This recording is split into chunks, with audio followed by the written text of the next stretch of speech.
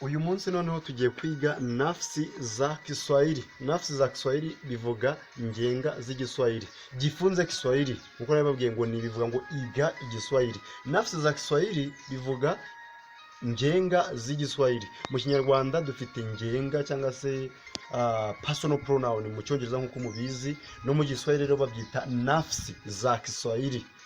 Mu Giswahili dufite nafsi tatu, dufite ngenga eshatu z'igiswahili.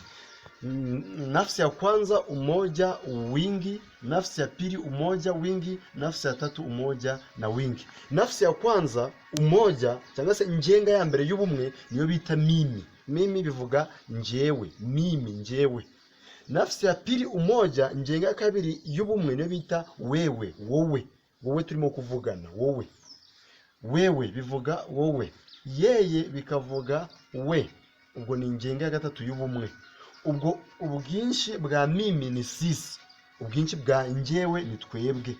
Mimi, njyewe, sisi, twebwe. Wewe, wowe, nyinyi, mwebwe, cyangwa se nyiye. Ushobora kuvuga ngo nyinyi cyangwa se ukaba wavuga ngo nyiye, byose birashoboka. Yeye, ubwinshi bwayo ni wao, we. Ubwinshi bwayo ni bo. Uvuga ngo yeye ni daktari, we ni umuganga. Wao ni madaktari, bo ni iki? Ni abaganga. Mimi ni mwarimu, njyewe ndi umwarimu. Sisi ni warimu, twebwe turi abarimu. Wewe ni mwanafunzi, wowe uri umunyeshuri. Nyinyi ni wanafunzi, mwebwe muri abanyeshuri.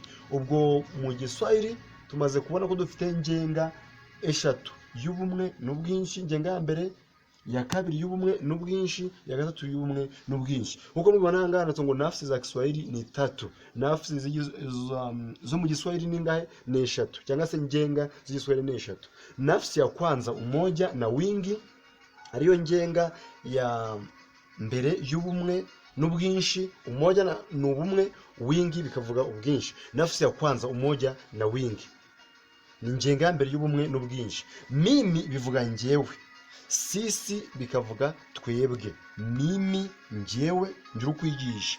Nawe uri kwivuga bavuga ngo njyewe mimi, bavuga ngo twebwe sisi, twebwe. Nafsi ya pili, ngenga ya kabiri umoja na wingi, ubumwe n'ubwinshi. Hariho wewe, wowe. Ugiye kubwira umuntu kumureba uravuga ngo wowe, wewe, wewe. Nyinyi bikavuga mwebwe. None tukaza kuri nafsi ya tatu umoja na wingi, ngenga ya gatatu y'ubumwe n'ubwinshi. Yeye bivuga we, wo turimo kuvugana, aho tumuzi. Mu Cyongereza tuzi ko yeye cyangwa se we uri kuvuga umuntu muziranye, muri kumuganira muravuga ngo he cyangwa se she. Iyo ari umuhungu ubwo dukoresha he, ku mukobwa tugakoresha she. Ariko mu Giswahili hose haba yeye. Yeye ni msichana, we ni umukobwa. Yeye ni mvulana, we ni umuhungu. Ntabwo bivuga ngo he is a boy cyangwa se ngo she is a girl. No, please, it isn't. Mu Giswahili rero hose haba yeye. Yeye bivuga ngo we. Niyo mpamvu hano twabonye ngo yeye, none bikavuga wawo, ubwinshi. Ubwinshi bwa yeye ni wawo.